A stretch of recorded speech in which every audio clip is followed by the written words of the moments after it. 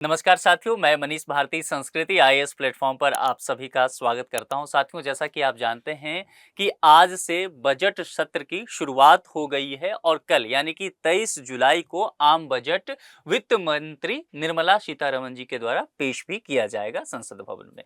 इसी को देखते हुए हम लोगों ने एक कार्यक्रम लाया था बात बजट की और विभिन्न मुद्दों को लेकर के चर्चा कर रहे थे।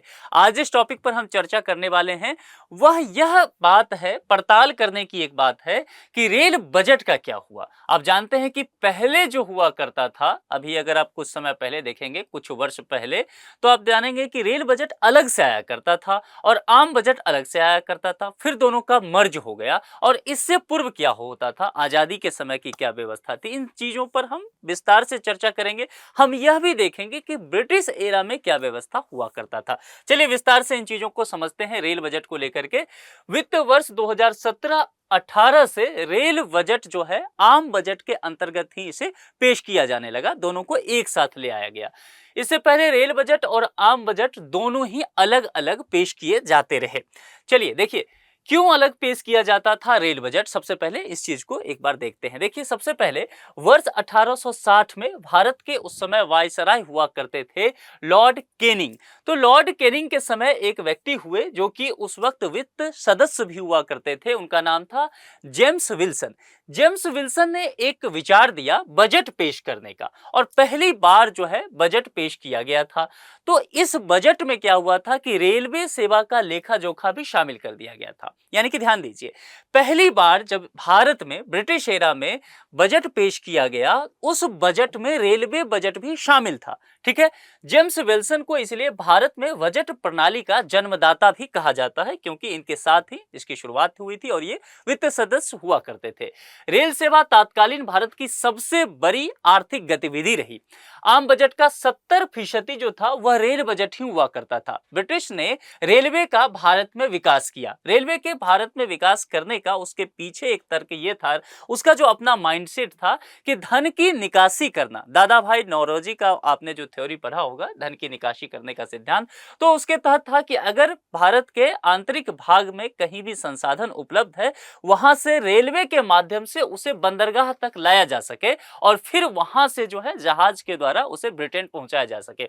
मतलब रेलवे का विकास इसलिए नहीं हुआ था कि गुलामों को चढ़ने में और सवारी करने में, एक जगह से दूसरे जगह जाने में आसानी होगी। एक बात समझ लीजिए, हालांकि भले ही उसी सोच के लिए, धन की निकासी करने के लिए, लेकिन ब्रिटिश गवर्नमेंट ने उस वक्त का यह किया कि भारत में रेलवे का विकास बहुत अधिक किया और रेलवे का विकास भारत में इतना अधिक हुआ जितना कि ब्रिटेन में भी नहीं हुआ था। हालांकि इस वजह से भारत से धन की निकासी में भी तेजी देखी गई। अब समझिए, ये इतना अधिक था कि आम बजट का जो था वह 70% हिस्सा वह रेल बजट का ही हुआ करता था। फिर वर्ष 1920 में अलग रेल बजट के लिए विलियम एकर्थ के नेतृत्व में एक समिति का गठन कर दिया गया। अब इस समिति ने कुछ सुझाव दिए। क्या वो सुझाव थे, इसको देखते हैं। सबसे पहले एकर्थ समिति ने यह कहा कि जो हम आम बजट तैयार करते हैं और आम बजट में रेलवे बजट भी शामिल करते हैं और 70% हिस्सा तो रेलवे का ही है, तो फिर ऐसा क्यों ना कर दिया जाए कि रेलवे का बजट अलग से पेश किया जाए। ठीक है, और वर्ष 1924 में फिर पहली बार रेल बजट अलग से पेश किया जाने लगा। ठीक है, अब देखिए, भारत के आजादी के बाद भी रेल बजट अलग ही रहा। वही जो ब्रिटिश परंपरा से हमने बहुत सारी चीजों को कंटिन्यू रखा था, तो हमने यह परंपरा भी, बजट पेश करने का परंपरा भी हम जारी रखे। ठीक है, हाँ, यानी कि आम बजट जो है हम वह अलग तरीके से पेश करते रहे, अलग से, और रेलवे का बजट जो है वह अलग से पेश होता रहा। यह मामला समझ में आ गया। भारत की आजादी के समय रेलवे से होने वाली राजस्व प्राप्ति आम राजस्व प्राप्तियों से 6% अधिक था। यानी कि रेलवे का मुनाफा अधिक था, रेलवे हमें कमा करके अधिक दे रहा था। भारत सरकार द्वारा रेल बजट से संबंधित मुद्दों पर विचार करने के लिए फिर एक समिति का गठन किया गया। इस समिति का नाम था सर गोपाल स्वामी अयंगर। इस समिति ने फिर कुछ सिफारिशें दी और इस अयंगर समिति ने सिफारिश दिया और अयंगर समिति ने यह सिफारिश दिया कि आप एक काम कीजिए, रेल बजट को अलग से पेश किया जाए। ठीक है, यह सुझाव इनके द्वारा दिया गया। उसके बाद रेल बजट से संबंधित संविधान सभा ने 21 दिसंबर 1949 को एक प्रस्ताव अनुमोदित कर दिया था। अब इस प्रस्ताव के बाद क्या हुआ कि 1950-51 से लेकर अगले 5 वर्ष तक की अवधि के लिए यह तय किया गया कि रेलवे बजट को अलग से पेश किया जाएगा। उसके बाद स्वतंत्र भारत का पहला रेल बजट जो है वह वर्ष 1947 में देश के प्रथम रेल मंत्री हुआ करते थे, कौन? जॉन मथाई। तो जॉन मथाई ने ही यह पेश किया था। एक बात यहां पर यह भी ध्यान रखिएगा कि जॉन मथाई जो है पहले रेलवे मिनिस्टर तो थे ही, वित्त मंत्री भी थे।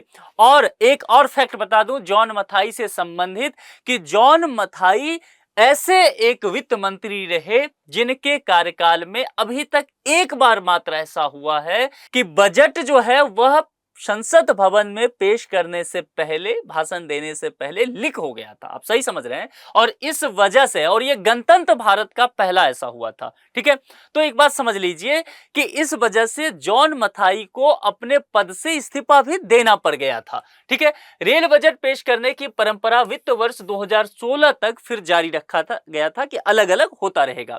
वर्ष 2016 में आखिरी बार रेल बजट उस वक्त के तत्कालीन रेल मिनिस्टर हुआ करते थे, कौन?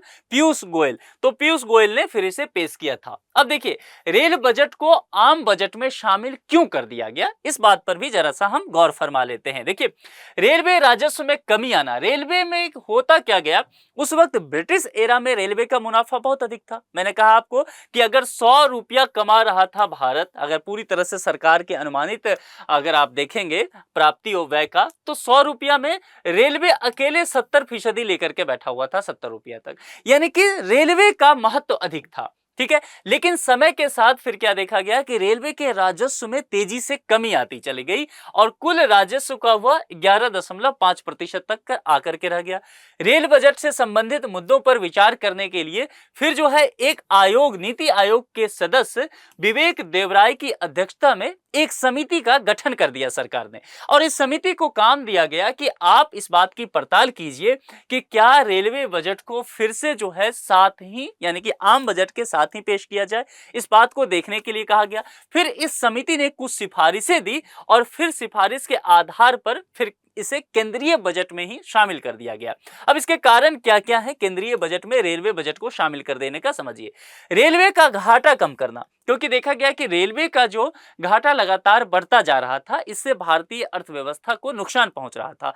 तो एक कोशिश यह थी कि इससे रेलवे का घाटा कम हो सकेगा। और दूसरी बात, भारतीय रेलवे के लिए हमेशा यह कहा गया कि वे वैसा ही व्यवस्था है जैसा कि ब्रिटिश एरा में रहा, यानी कि वहां से फिर इसका आधुनिकीकरण नहीं हो सका, सरकार ने इस पर ध्यान नहीं दिया। तो फिर यह किया गया कि केंद्रीय बजट में ही इसको शामिल कर दीजिए ताकि हम इस बात पर जोर दे सकें कि इसका आधुनिकीकरण कैसे किया जाएगा। इसलिए आपको ध्यान होगा कि उस वक्त से लगातार जो है स्टेशन पे आधुनिकीकरण का काम किया गया। उसके बाद नए नए ट्रेन चलाए गए। रेलवे बजट जब अलग से पेश होता था उस समय एक चीजें और देखने को मिलता था, जो रेल मिनिस्टर हुआ करते थे या फिर आप देखेंगे जिन लोगों का उससे थोड़ा दबदबा होता था, उस क्षेत्र में ट्रेन ज्यादा चलने लग जाता था।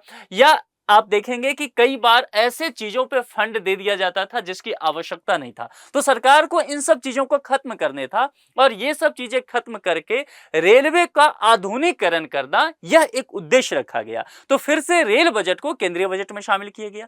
दूसरी एक बात क्या था कि एक विचार आया था कि एक देश एक ही बजट होना चाहिए। रेल बजट को अलग से क्यों पेश करना, केंद्रीय बजट में ही उसे शामिल कर देना चाहिए। तो ये चीजें जो था यहां पर आपको ध्यान रखना है। विवेक देवराय की अध्यक्षता में जो समिति बनी थी, इस समिति की यह सिफारिश थी और सरकार ने यही सिफारिश माना। और ये देखिए, ये जो विवेक देवराय थे वह नीति आयोग के मेंबर हुआ करते थे। तो यह आपके लिए एक इंपॉर्टेंट पॉइंट हो सकता है, इसको आप नोट कर लीजिए। तो कुल मिलाकर के आप पूरी तरह से घटनाक्रम समझ गए होंगे कि क्या मसला है, किस तरह से ये पूरा सफर चलता रहा।